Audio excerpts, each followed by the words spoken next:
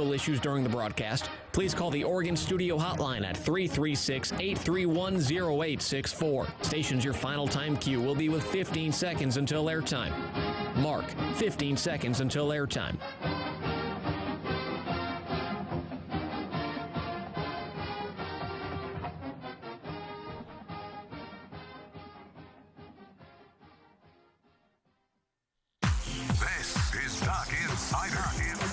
Duck's gonna pick it up, and here we go.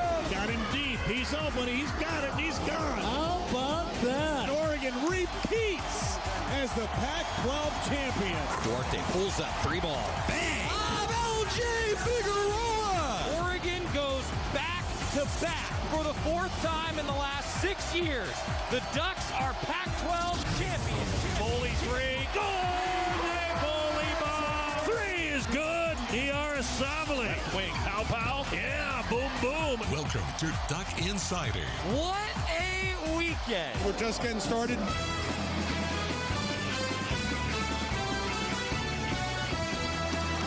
This is Duck Insider on the Oregon Sports Network from Learfield IMG College. Presented by On Point Community Credit Union. Better banking, local solutions. Live from the Country Financial Studio, here's Joey Mack. Lots to talk about today. We're going to have Rob Moseley, the editor-in-chief of GoDucks.com, here with us in just a little while, breaking down a little bit of football, a little bit of basketball with some new recruits coming in, and also spring sports. We've got some updates for spring sports today as well. And I want to spend today a little bit of a deep dive because we got a couple questions yesterday about, a little bit of the nitty-gritty report for Oregon baseball and if they will, in fact, be making the tournament. I mean, Oregon, to me, is a lock on the baseball diamond to get into the postseason. Now the question becomes, where will they sit? What will that look like? And what's the path forward for the Ducks to really make sure that they do everything that they need to do to get into the postseason and maybe even win a Pac-12 championship? We're going to talk about that. Also, women's golf with some regional updates for you, and I'm so excited. We talked with Casey Martin, head coach Oregon men's golf, a couple days ago as the Ducks get ready for next Monday. They will play in the NCAA regionals. Now, that's after women's golf. We know now is advancing, actually. We'll tell you about that in a second. And this is going to be my last Duck Insider of the week. Hitting the road, baby! Duck baseball is on the road at Utah, and I'll be traveling tomorrow, meeting them out there in Utah because we've got a Pac-12 series. It's actually going to be kind of funky, though, because the series will take place in Ogden, Utah. The Ducks are going to be playing not in Salt Lake City. In fact, Utah plays tonight in the final game at Smith's Ballpark. They're hosting Utah Valley. Smith's Ballpark is also where the Salt Lake Bees play. That's the AAA team in Salt Lake City. And as a result of the new COVID protocols and everything that's going on with scheduling being, frankly, a little bit tighter, the Ducks are going to be the first home game, technically, for the Utes that isn't played in Salt Lake City this year. So things are a little bit funky. It's not a neutral site game, but it's kind of a neutral site game. Like, you've got to think that there's probably still more Ute fans in Ogden, Utah than there are Oregon fans, but maybe. I don't know. We'll see. So it's going to be a little bit different. That ballpark, I've never been there before. I've never been there. I'm not sure really what to expect. So that's what's upcoming. So baseball for the RPI and just the way that everything projects. So here's the latest. If you are looking at RPI, Arkansas is still number 1 in the RPI right now. Mississippi State is number 2. Texas is number 3. TCU is 4. Fairfield is a team that sits at number 5. You want to know what Fairfield's record is? 32-1. Yeah, they finally lost a game. They were number 1 in the RPI for a long time. Fairfield's strength of schedule, though, 159.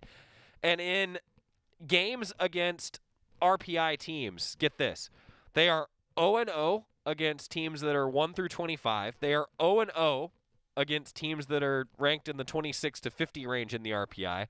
And then they're 4-0 against teams that are ranked in the 51 to 100 range. So for comparison, Arkansas is 14-4 against teams ranked in the top 25. Oregon is 6-3 against teams that are ranked in the top 25. So that's kind of the oddity in Fairfield, right? More on that in a second. So Vanderbilt is number 6. Then your first Pac-12 team is Arizona at number 7. Arizona has played the 4th toughest strength of schedule so far. The Ducks have been on that schedule, have already played Arizona this year. But Arizona Look, they're good. This is a good team, and I think maybe the best offense in the country. Mark Wasikowski's talked about that. Tennessee is number 8, Texas Tech is number 9, and then it's the Ducks sitting at number 10 in the RPI. So what does that mean? Well, here's the report on Oregon. They're number 10 in the RPI, 33rd toughest schedule in the country. The Ducks are, I think this is important, 14-3 in non-conference games. The strength of their schedule, though, in non-conference games is at 198.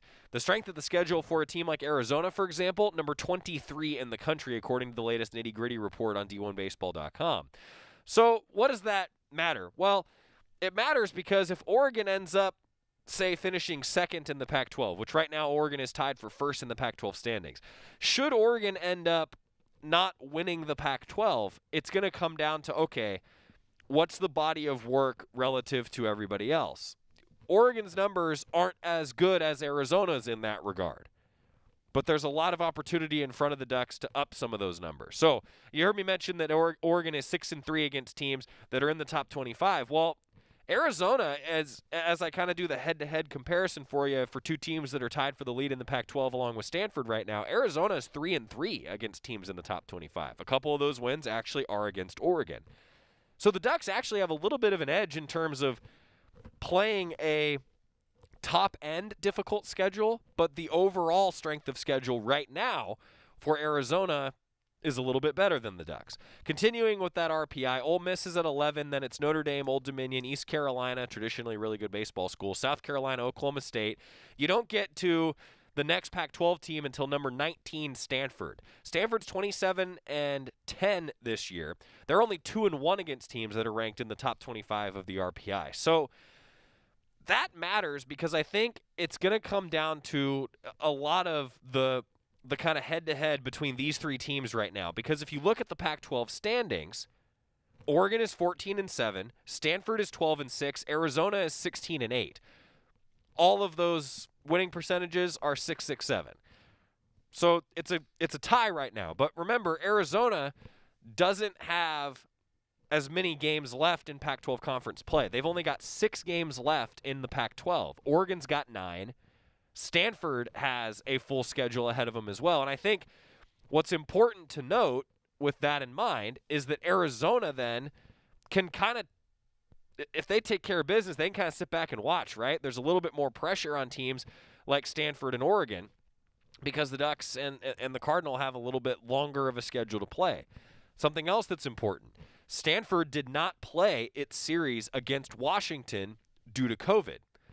So the Cardinal, and it's all going to be based on winning percentage for the Pac-12 standings.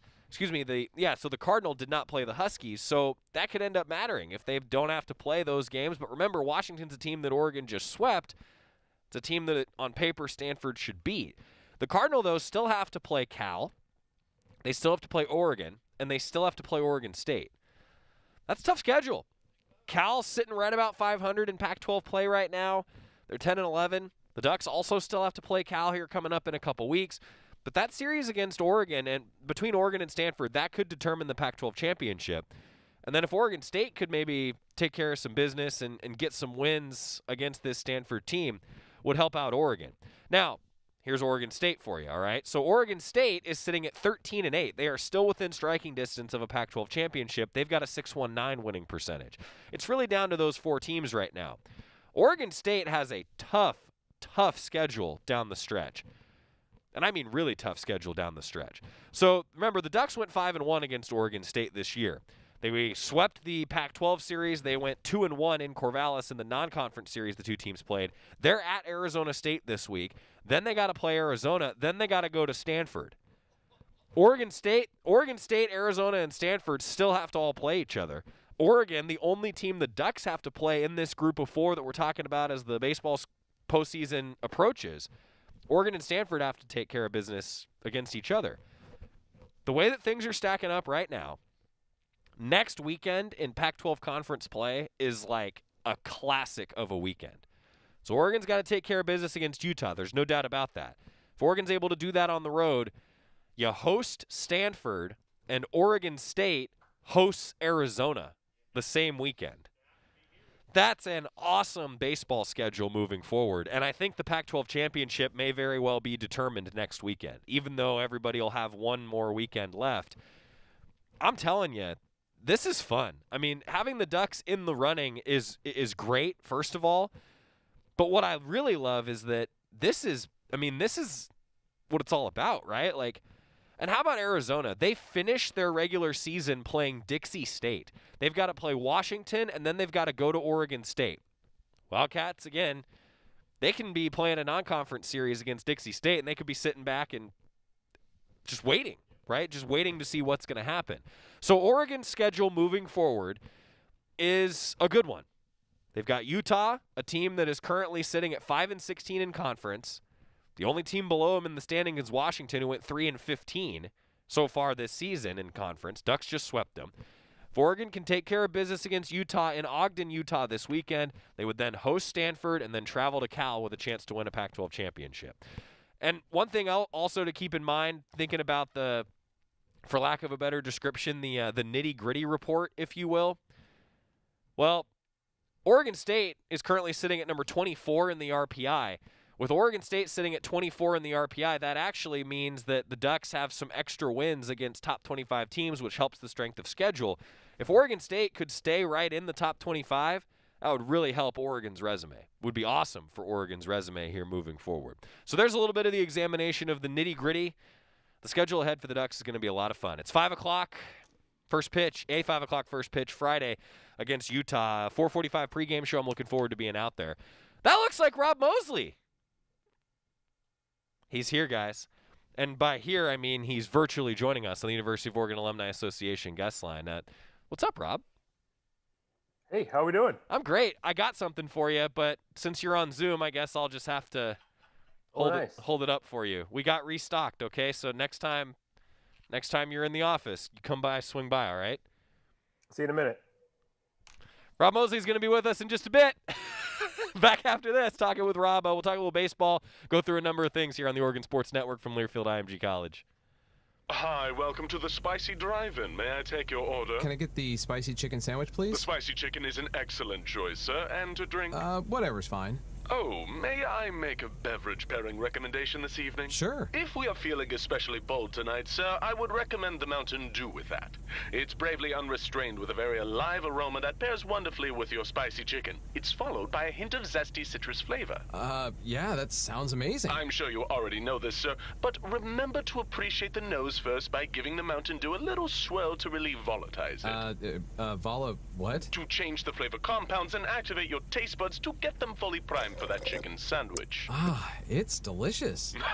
Now you're getting the hang of it. The muscular flavor charge characteristics of Mountain Dew make for an absolutely epic mouthfeel when paired with spicy cuisine. It is quite on point, sir. Dude, it's a perfect match. Like they were made for each other. So true, so true. When you want to make good food bolder and bold food better, do the Dew. Your daily dose of Oregon athletics. This is Duck Insider from Learfield IMG College. Whoa, long time no see. It's me, the Rock t-shirt in the back of your closet. Dude, remember? You crowd surfed in me, man. But you haven't worn me in like forever. I get it, you're retired, but I still got some rock left in me. So take me to Goodwill, where I can really make a difference. Your donations to Goodwill create jobs, training programs, and education assistance for people in your community. To find your nearest donation center, go to goodwill.org. Donate stuff, create jobs. A message from Goodwill and the Ad Council. I wasn't prepared to be a caregiver to Mom. I had no idea how hard it would be and what I would need to know. Things I never thought of, like how to improve her mood and ways for me to stay positive. Luckily, I found the Caregiving Resource Center from AARP. It had articles about the basics, but also information about the hurdles I was facing. Caregiving Resource Center at aarp.org/caregiving. Articles, tips, and tools to help you both care for your loved one and care for yourself. Brought to you by AARP and the Ad Council.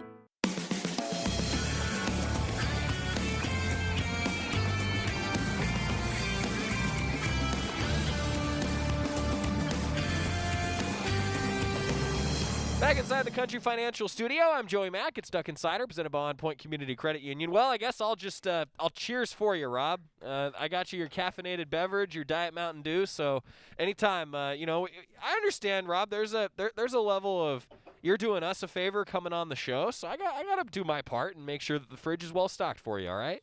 It only seems right. It really does. It just seems appropriate. It really seems appropriate. I'm going to talk with you about a number of different sports, Rob, so I hope you're ready to go rapid fire as Rob Moseley joins us, editor-in-chief of GoDucks.com.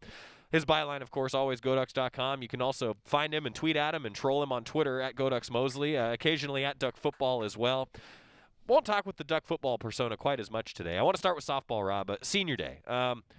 We hope that it's not the last games at Jane Sanders Stadium for that group. I think that we'll all find out, I really don't know here down the stretch. I think it's going to be tough. If the Ducks take care of business this weekend series against Cal, we'll find out. Selection weekend coming up for Oregon softball. But Senior Day, Rob, I felt like that was emotional for a lot of different reasons, and probably a more emotional Senior Day than I can remember at Jane Sanders Stadium.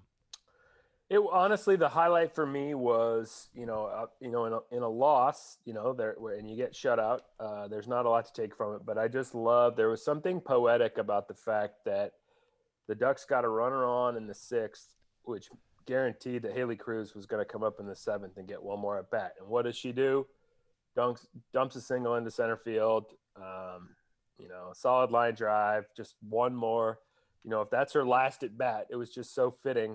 But it was fitting that a runner got on so she could get one more at bat, and then fitting that she got a single out of it because she's just done so much that the last 5 years. So. I definitely appreciated that, but I think there's some cautious optimism that if you take care of business this weekend, that won't be the last we've seen of them around here. Yeah, the Ducks will play at Cal starting Thursday at 3 o'clock, then a doubleheader at noon on Friday, and then an 11 a.m. start on Saturday. Everything slides up a little bit with the Selection Sunday coming up for NCAA softball, and we'll have all the updates for you as hopefully the Ducks are announced as a regional host. We know that the Jane is one of the potential hosts. Now the Ducks just taking care of business down the stretch to make sure that they get that host. And it makes a huge difference. I mean, Rob, you and I have talked about this a little bit before. Just hosting is so important in the postseason, and it was an oddity that we didn't really talk about this in basketball this year for the women's side, and in softball, I think it's great that we're able to hopefully be talking about hosting a regional this time around. Yeah, and even with limitations on the number of fans, it makes a huge difference having some. Just the difference in just a few hundred people, when restrictions first started to ease up from an empty stadium, just feels massive. And really impactful. I'm sure the team hears it and feels it. And then there's just the logistics of being on familiar turf, going through your routine in a familiar facility, I think would be helpful for them too. So yeah, there's a reason you want to earn that right because it can only be helpful. So hopefully that ends up being the case. So postseason coming up, Rob, I mean, you've been on all the same Zoom press conferences that I have. And one of the things I've heard you ask is, what do you want to shore up here heading into postseason for a couple of these teams that are coming down the stretch? What do you feel like for Oregon softball? What's the answer to that question? What do they want to shore up? What can help them win down the stretch? I feel like the last few weeks, the lineup has started to feel a little top heavy, unfortunately.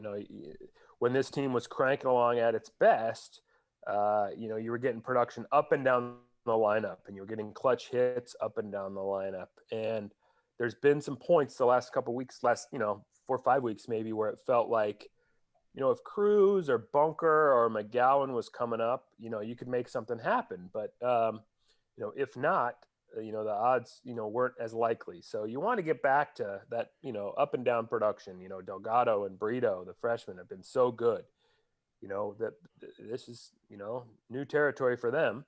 So, can they contribute down the stretch, and then in the postseason, can a Rachel Sid get going? Can a Maya Felder get back going?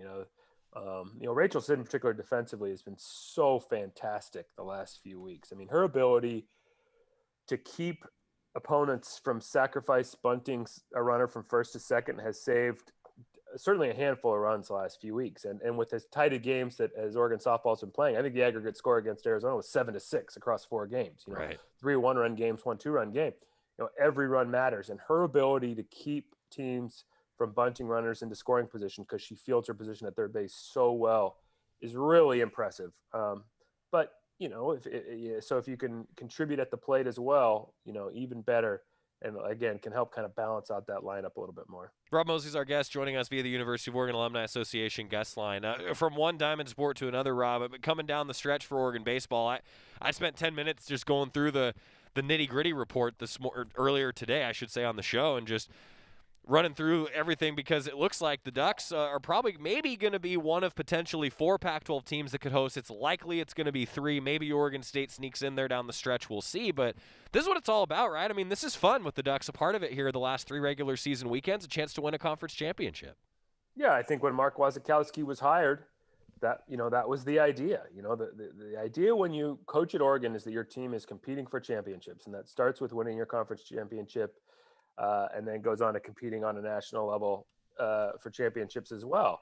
So is it impressive that it's happening this quickly? For sure. But, I think, where Coach Horton had the program too, there were some quality players here, and then Mark Wasikowski and his staff are getting the most out of those guys, and just the competitive fire that this team's playing with.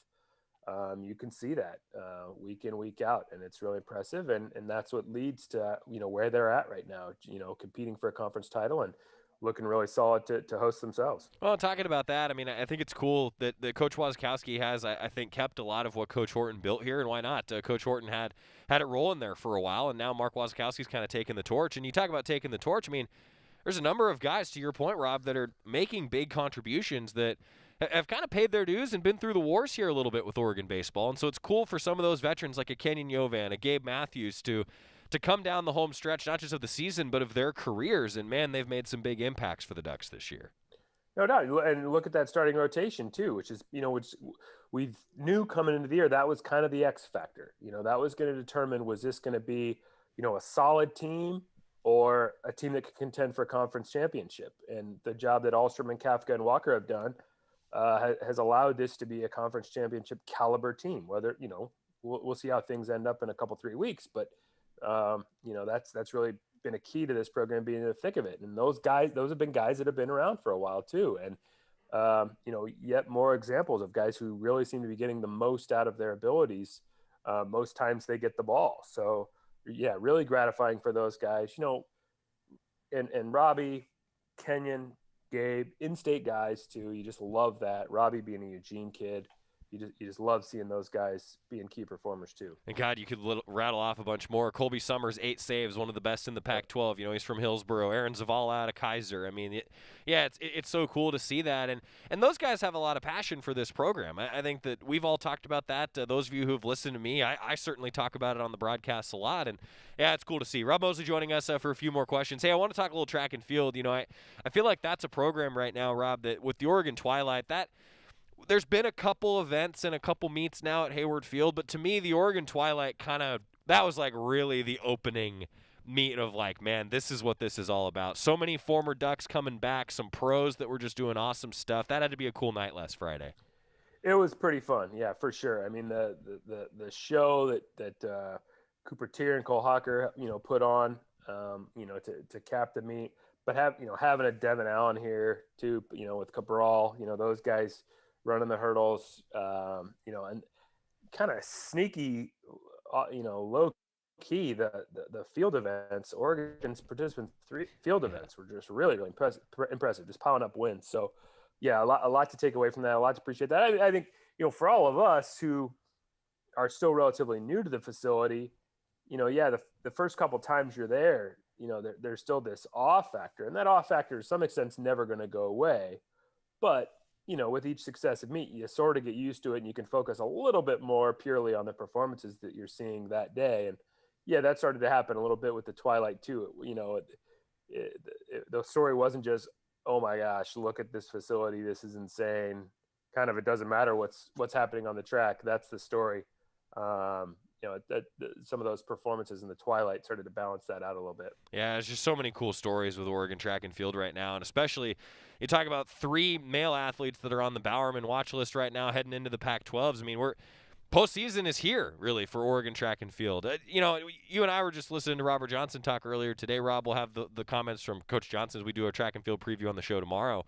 I think that it's important to know that, I mean, the Pac-12 is a big deal for Oregon right now. I mean, they're still in the running for not just a conference championship, but down the stretch a national championship with what the Ducks have been able to do so far.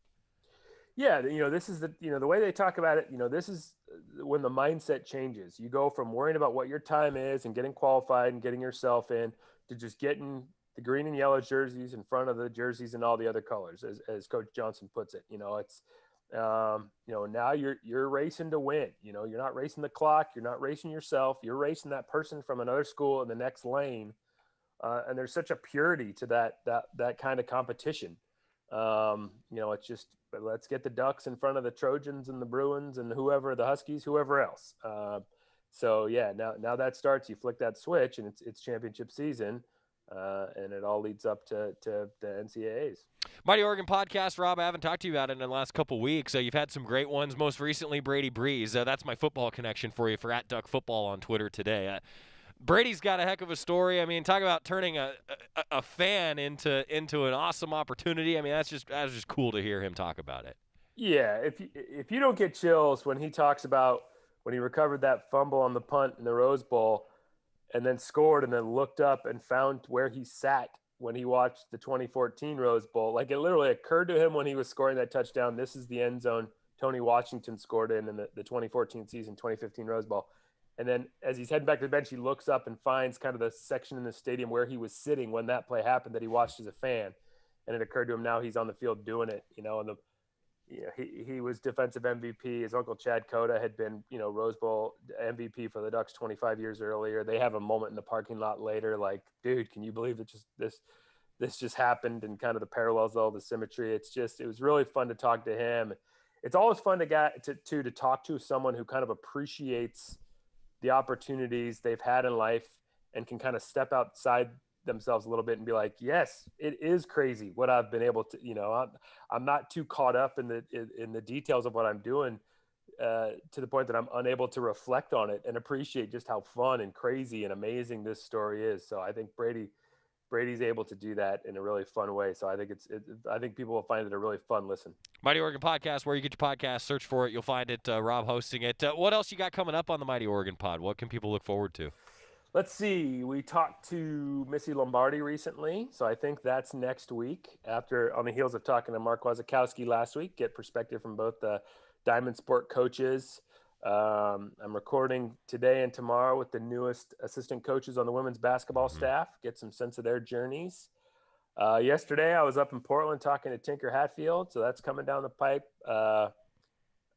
in this summer. And, amazing story. I mean, Tinker's obviously, if you're a sneakerhead, Tinker Hatfield. He's a celebrity in that world. But, in kind of researching that and then talking to Tinker, just the athlete he was himself. I mean, just a legendary 3-sport high school star for Central Lynn High School in Halsey, Oregon. And then, was on an Olympic track as a pole vaulter at Oregon until he suffered a really devastating ankle injury that threw him off track. But, yeah, a lot of ground to cover with Tinker, and he was really generous with his time. I was up there for 3-4 hours yesterday, so that was really fun. So appreciated his time, and that's one to look forward to too.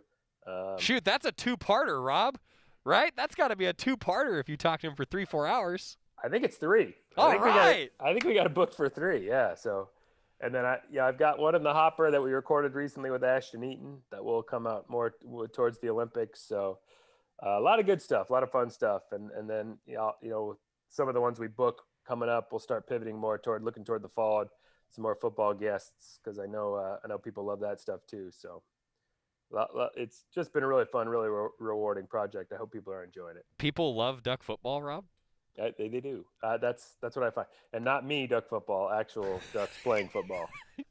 What's coming up on GoDucks.com this week? What are you writing about? Anything? I'm not writing about anything. Everybody's gone this weekend, and I'm going rafting on the John Day River on Saturday. So, yeah.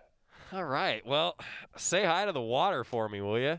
Yep. I hope to be out there with you soon because, man, it's we're getting close to that nice summertime. I tell everybody all the time, like, summer in Oregon is the best. Why do you leave Oregon in the summer? No doubt. You don't trust it until 4th of July, so we'll pack some warm clothes just in case it's cold on the river next week. But, yeah, we kind of hit a lottery trying to get a pass for this raft trip that our friend Eric Evans, the photographer, has been wanting to do for a long time, and we're gonna live out his dream for a few days on the John Day. Eric Evans, the photographer. Eric Evans, the rafter. Right. Really. He wears many hats. He does. He does. Also, Rob, I don't know if you saw, but the Duck Store was doing a sale on bucket hats if you need a new one, because that's how I identify you. People, every time I'm wearing a bucket hat, somebody asks me where to get one. So that's good knowledge. Go to the Duck Store and get yourself a bucket hat. Yeah. You can be like Rob Moseley. Be like Rob. Nobody wants to look like me. I am nobody's idea of a fashionista. But you can be like Rob. Channel your inner Rob Moseley with your bucket hat. Set the bar higher, folks. Set the bar higher. He's Rob Moseley, the editor-in-chief of GoDucks.com. Mighty Oregon Podcast. Subscribe wherever you get your podcasts. And, Rob, hey, thanks for always taking the time. Enjoy the time away and have fun on the water, all right? Yeah, absolutely. See you next week. All right, we're going to get a quick time out. When we come back, talk a little bit more track and field. The Ducks continue to roll in the weekly honors in the Pac-12. It's been kind of routine for the Ducks to get weekly conference honors in a lot of sports here in the spring. We're going to talk to you about that and get ready for what I think is going to be a fun Pac-12 championship meet. That's next on the Oregon Sports Network from Learfield IMG College. From the weight room to the classroom, on the field and off it, On Point proudly supports University of Oregon athletics because student athletes do so much more than bring us pride on game day. They bring our entire community together in Eugene and all across Oregon. So whether you're watching the game in the stadium, at home, or at your favorite local business, their success makes all of us stronger. On Point Community Credit Union. Join in. OnPointCU.com. Federally insured by NCUA. Equal housing opportunity. After 2 years of construction, my wife and I finally moved into our dream home. So when a bathtub fixture broke, causing major water damage, I was glad we had the home insurance protection we needed. How do you know your home is protected? Talk to a Country Financial rep like me, Nick Simon. We can help you understand your options and select coverages to meet your needs. Then if something happens to your home, you won't have any surprises. Need the right coverage for your home but not sure where to start? Visit TakeSimpleSteps.com or contact a local Country representative. You're listening to Duck Insider. Duck Insider on the Oregon Sports Network from Learfield IMG College. All right, everybody in the car. Let's go. What are we going to do first when we get there, Mom? Go for a hike? Sure. What about canoeing? Can we go canoeing, too? I don't see why. How long does it take to get to the forest? It's not that far, sweetie. Are we there yet? Yep, we're here. Already? It's a short drive from your neighborhood to your naturehood. Visit discovertheforest.org to find a neighborhood park or green space near you. Brought to you by the Ad Council and the U.S. Forest Service.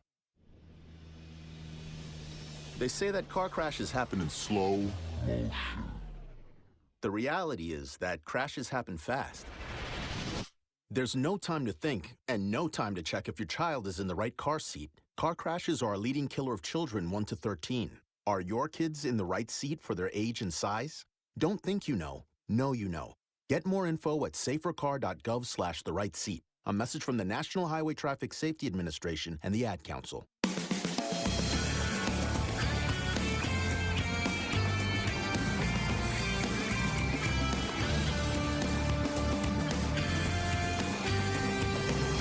Back on Duck Insider, presented by On Point Community Credit Union. Joey Mack here with you inside the Country Financial Studio. Today's show brought to you by North Fork Public House, open for dine-in and takeout, NorthForkEugene.com, and by Crumble Cookies. That's a great night. North Fork, then some Crumble Cookies, 150-plus rotating flavors of cookies. We still have yet to try the churro flavor that we've been told about, but Scott and I we've got our eyes set on a churro-flavored cookie. What does that look like? I mean, because all of these Crumble cookies, if you haven't seen them, they look like the peanut butter and jelly one looks like a peanut butter and jelly sandwich almost. I mean, they're amazing. They're amazing. Talking about weekly honors in the Pac-12 Conference. So, you know, the pitcher of the week on the baseball diamond, Robbie Ahlstrom. The pitcher of the week on the softball diamond, Brooke Yanez. And now we know that the men's track, women's track, and men's field athlete of the week are all Ducks. Cooper Tier is the Oregon men's track athlete and Pac-12 track athlete of the week, I should say. Lucas Ribeiro is the men's field athlete of the week.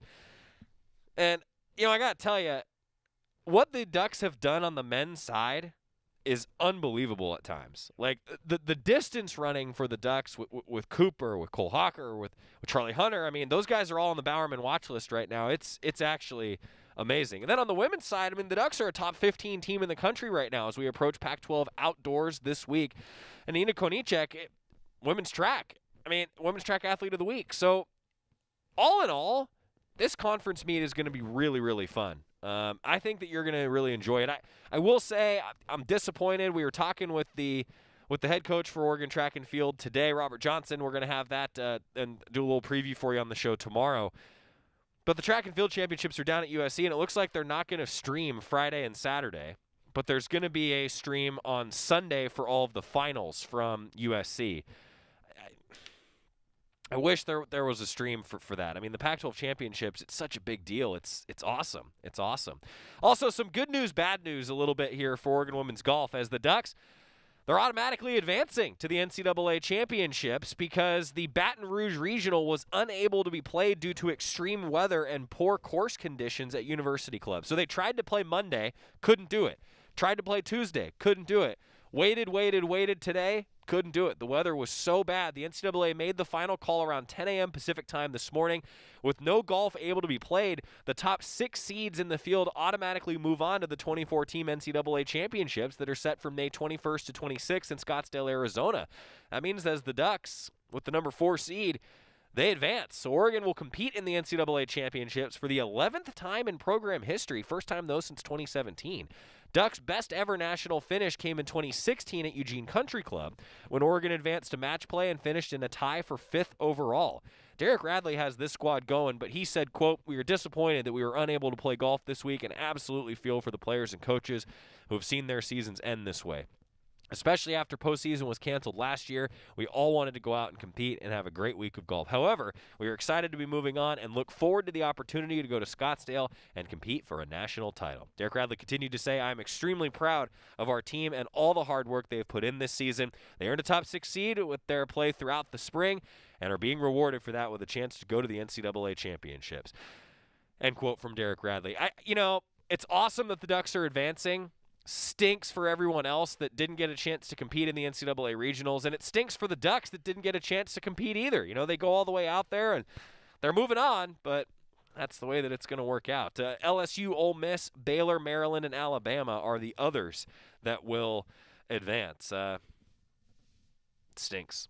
Really does. But hopefully that means that the Ducks are going to make a deep run in the NCAA Championships that will be played here coming up starting on May 21st. We're hoping that Brianna Chacon's actually going to be able to join us on the show. She's gone from being a 300 to 400 ranked individual athlete. Now she's almost cracking into the top 100 with the season that she's had for Derek Radley and Monica Vaughn. So Brianna Chacon, we're really looking forward to talking with her. In fact, SID, the Sports Information Director for Oregon Women's Golf, Nate Kruger, we were just talking with him today, and he was like, "No, we got to get her on the show. Like, she's awesome." So we're looking forward to doing that here moving forward. Speaking of golf, we're actually going to talk with Casey Martin when we come back, the Oregon men's golf head coach, because for the 14th time consecutively, they're heading to the NCAA Championships that begin next Monday in their regional round. We're going to talk with Casey Martin, who still might be the biggest Oregon football fan I've ever met, after this on the Oregon Sports Network from Learfield IMG College. From the weight room to the classroom, on the field and off it, On Point proudly supports University of Oregon athletics because student athletes do so much more than bring us pride on game day. They bring our entire community together in Eugene and all across Oregon. So whether you're watching the game in the stadium, at home, or at your favorite local business, their success makes all of us stronger. On Point Community Credit Union. Join in. OnPointCU.com. Federally insured by NCUA. Equal housing opportunity. Hi, it's Jan from Toyota. Summer's finally here, and with a great deal on a new Camry, RAV4, Highlander, Tacoma, and more, you can celebrate all of your favorite summer holidays, like Cinco de Mayo, Independence Day, International Pizza Party Day. Pepperoni, please. And by pepperoni, I mean Hawaiian. Kick off summer at your Toyota dealer, where you can save big on all your favorites. This event ends June 1st. See your participating Toyota dealer today. Toyota, let's go places. Don't go anywhere. Duck Insider continues after these messages on the Oregon Sports Network from Learfield IMG College. Learfield IMG College. Okay, man. This is your time. Maybe you didn't choose this, but you're here now. You're gonna go out there and be an all-star caregiver. Cook, clean, be there emotionally and physically. You gotta dig deeper. Drive them to physical therapy, doctor's appointments, because that's what caregivers do. Don't give up. Show the world that you're tougher than tough. Caregiving is tougher than tough. Find the care guides you need at aarp.org/caregiving. Brought to you by AARP and the Ad Council. Is that a faucet running? That's not a faucet. That's a river rushing through the forest. Forest rivers provide over 100 million people with clean water to drink. What? I can't hear you because of the vacuum. That's not a vacuum. That's the trees in the forest cleaning up the air we breathe. I didn't know the trees were so amazing. Yep, and the forest gives us shade, trees to climb. That's awesome. Let's go explore some more. Visit the forest today and enjoy all it does, just for you. To learn more about the forest and find one near you, go to discovertheforest.org. Brought to you by the U.S. Forest Service and the Ad Council.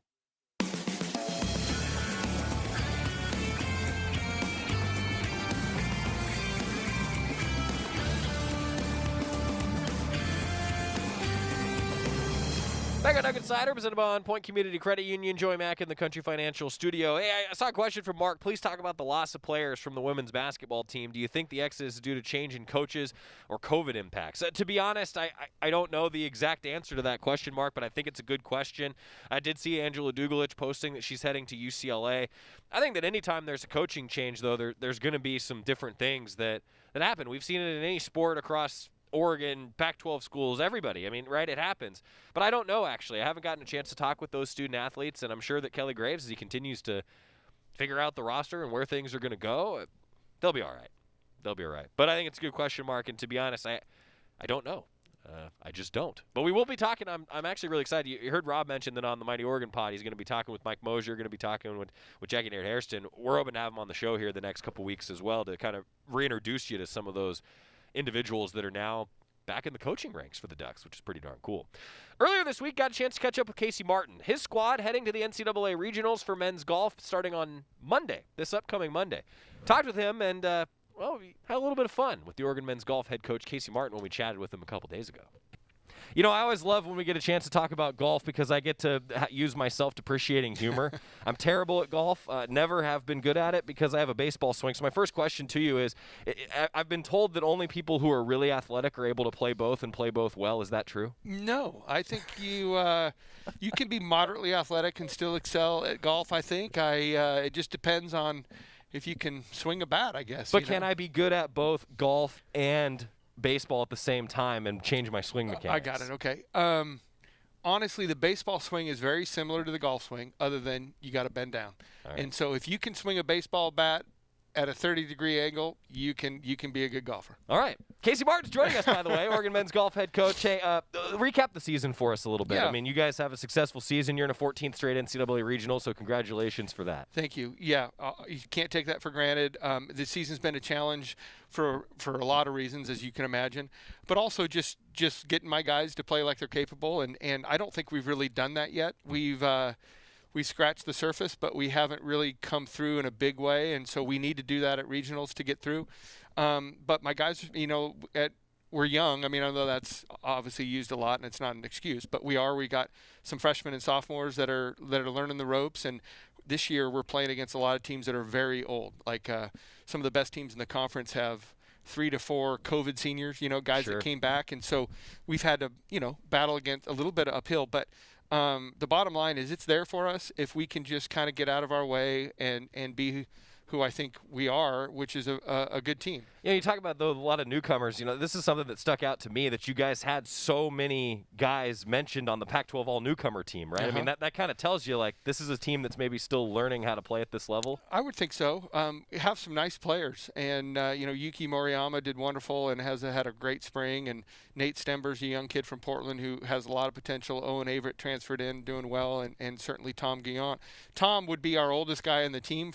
He could be a junior, although he can reclassify as a sophomore. We're waiting for his decision there, but he's only 19 years old, even though he's a junior. So my oldest, most decorated player, so to speak, really could be a freshman age-wise. So even though he's a junior, he's a really smart guy from France and was very advanced. But age-wise, he's still a pup. So we're learning, we're growing, but we need to not learn and grow this week. We got to be there. So you can be, a mature individual and a mature golfer, and those are kind of separate things, right? I mean, is that a fair question? Yeah, it is. Golf will test you and bring out some things you didn't know. It will certainly expose some elements of your life that maybe you didn't know, some anger and some emotional insecurity. But hey, what? It will. You'd think that white ball wouldn't be that scary, but it can be. What's scarier, the ball or the club? Honestly, where you got to hit the ball sometimes is the scary part. Yeah. You know, and can I control it, or is it going to go slicing off into the woods? Sure. Well, that's the way that I play. That's not the way that someone like you plays. Tell us a little bit about the Pac-12 Championships. I mean, you guys end up with another top 5 finish. You're one of the few teams that's been able to finish in the top 5 the last few years consistently. What's been the key to that, and what went well for you guys, and do you feel like that was a good building block? That was a good building block. Unfortunately, we were bummed out at 5th because we were doing so well. We had a very tough stretch to finish. So, you know, you left there a little gutted, but at the same time, the conference is strong. And the conference is deep, and so anytime, you know, when we won the national championship, we finished 6th in conference that year. Right. So I'm not saying that's going to happen, but our conference is tough, and so anytime you can battle and beat most of the teams, it's at least positive. But as I said, we need to not learn and grow this week. We need to be there. We need to come together, and I think the guys are ready to. We've been really close, so hopefully it happens. I got to talk to you about an individual who was a stroke off of playing for a playoff in a Pac-12 championship as an individual. Yuki, you touched on him a little bit. It seems like he's trending well at the right time. He is. He's a phenomenal little player. He's from Japan and has spent his high school years in San Diego and Vegas. And he's very unique. He's got a unique swing. It's his Twitter handle or his Instagram handle is Little John, which is Little John Daly, because he swings.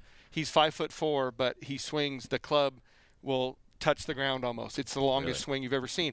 But he's so talented. I would never change it. It's who he is, and he pounds it, and he's super talented. And I really think that he is trending. He had a 6-footer for Eagle to make a playoff, and he missed it. So he was bummed out about that, but what an awesome showing for a freshman to have a shot to win a championship. So when he's got a 6-footer next time, he's going to sink it, though. I mean, right? That's the experience factor. Let's hope. Yeah. Yeah. Casey Martin joining us. All right, so looking ahead now, you've done this a lot, but maybe a lot of the guys on the roster haven't. What are some of the keys to succeeding now that you're into the NCAA regional portion of your schedule? Well, you need to be really focused, and you can't have a lot going on in your head. I think the challenge is when you get in big-time competition is the mind really kicks into high gear, and when you're playing golf, if you have a lot of thoughts going on, you're in deep trouble. So the challenge for us is to have a week of prep where we get clear, and then we go up there, we're at peace. Because if you can play golf with your quiet mind and at peace, your talent's going to come out in a 54-hole tournament. But if you're searching, if you're critical, if you're too much grind mode, golf's just too hard. So that will be our goal, is to try by really trying to quiet things down. So what's the schedule like ahead for you? I mean, we're talking here on Monday. You guys have a week of preparation, a week away from starting that tournament. We've been playing and doing our deal. The guys are up today. A lot of them are playing a U.S. Open qualifier, so we're off today, and they're doing their thing. But we'll just go. We'll work on our short game. We'll just keep talking and just keep doing what we do. And, the guys understand where they are and what they need to do. So it's just a function of doing it. So I asked this we had a little bit of fun talking about reading the course and how you go about your business when you're getting to know a new course. So you can laugh at this because at least I expect you to. We decided that we were going to call it Grass Insider, presented by On Point Community Credit Union, because I asked Jody Sykes and then Derek Radley how many types of grass can they name off the top of their heads, because I think apart from groundskeepers, golfers probably know grass best. I'm going to ask you the same question. How many can you name off the top of your head? Well, you have Bermuda, you have bent, you have POA, you have rye, you have bluegrass, you have paspalum, you have kikuya, you have like 1,000 variations of Bermuda, so I won't go in there. Poana, I said, bent, blue, grass, weed, marijuana. There you go. That's a joke, but no, there you go. 7, I guess. What I did though, it's funny. You and Coach Radley both named 7. I gave him Bermuda for 3. Yeah. I feel like there's with different varieties. There are so many Bermudas. Yeah. So 9. That was great. Okay. I'll take it. So, in all seriousness, though, we were talking about how like everything plays a little bit different. You know, what's your strategy as a coach? What's your strategy for your players to sort of just get familiar with a golf course when you're out there? So we're going to Washington, where we will be familiar with the grasses. Where the women are down in Louisiana right now is tougher because you have Bermuda, and it is a huge, huge challenge. Yeah. So temperature-wise, grass-wise, we'll have an advantage. And there'll be a comfort level, but it's a big deal. In particular, not so much on a full swing, but on the lies that you don't are unsure, like in the slight rough, Bermuda and bent are going to react very differently. Dry and wet, it's going to react differently. And around the greens, chipping, the grasses are tremendously impactful on how you play the shot. So there is a lot to it. We should have an advantage up there that way, but a lot of the teams there, San Francisco and all the other, I mean, they're going to have the same advantage, but hey.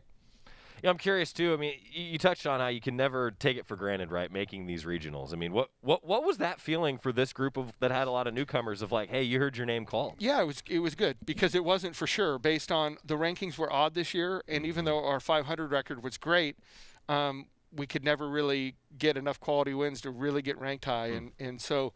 It was a relief. I mean, we were definitely in, but it was a relief to hear your name, and now it's a fresh start. It's a do-over.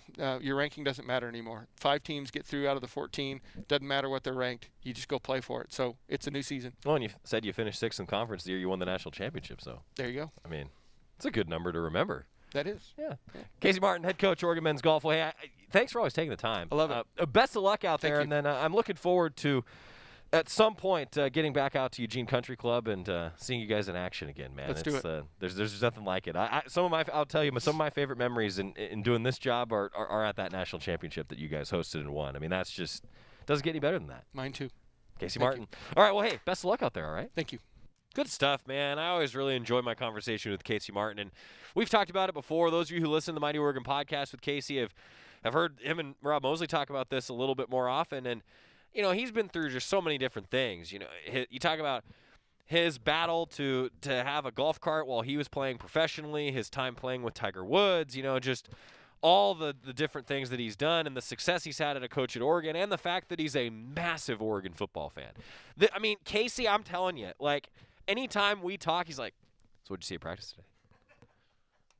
So what's the depth chart like? You like that guy? How's the recruiting going? You know, like he is. Oh, it's just so cool though to see that sort of.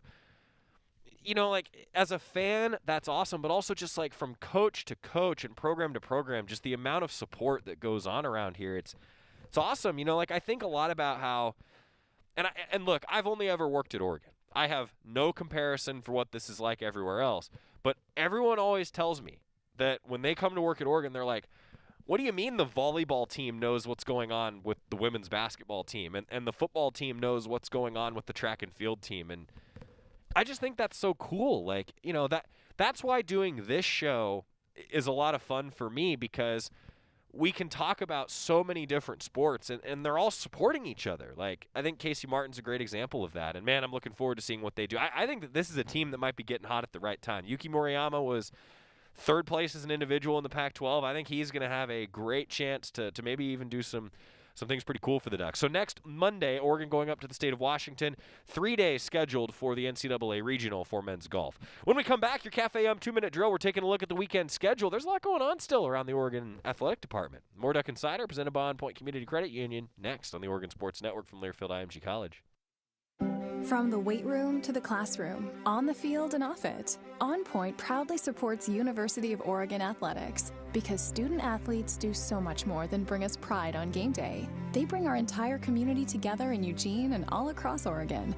So whether you're watching the game in the stadium, at home, or at your favorite local business, their success makes all of us stronger. On Point Community Credit Union. Join in. OnPointCU.com. Federally insured by NCUA. Equal housing opportunity. On March 5th, 2021, we lost a larger-than-life member of the Oregon Ducks family. Chris Bjork passed away surrounded by his wife Allison and their 3 sons, Anders, Henry, and Jordy. After spending more than 26 years working with the University of Oregon, we are proud to establish the Chris Bjork Scholarship Fund in his honor. Go to goducks.com/Bjork Scholarship. That's goducks.com/Bjork Scholarship to make a contribution and help us remember a great Duck. Duck Insider continues after this timeout on the Oregon Sports Network from Learfield IMG College.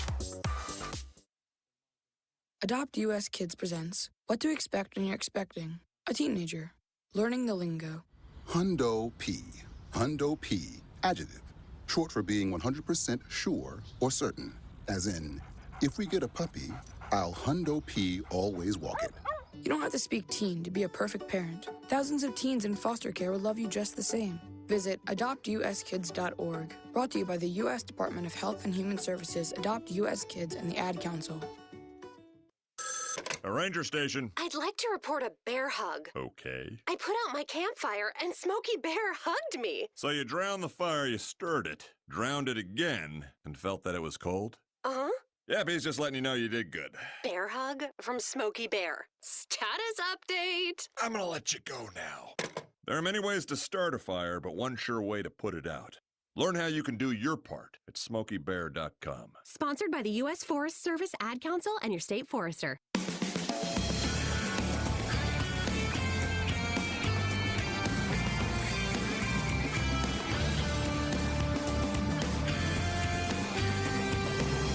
Back on Duck Insider, presented by On Point Community Credit Union. Joey Mack in the Country Financial Studio. Today's show brought to you by our friends at Hoodoo. See you tomorrow at Hoodoo and go Ducks. And by Shadow Hills Country Club, your family resort just minutes from home. Call for a tour today. Talking about hitting the links, I know where Alex Simpson is today. Our man is probably on a golf course. He's either calling a baseball game or on a golf course this time of year. Unfortunately, Scott's right. Sometimes he is watching a Dodgers game. It's really unfortunate. That's like the one thing about Alex that I just can't let that one go. Yeah. Alex Simpson's going to be filling in for me tomorrow and on Friday, so it's up to Scott Phillips to make sure that the show actually gets on the air. Alex is going to be here because I'm hitting the road with Oregon baseball. The Ducks traveling to Utah. I'm going to head out there tomorrow. I'll be joining the show from the road, though, on Friday as we do a big baseball season preview.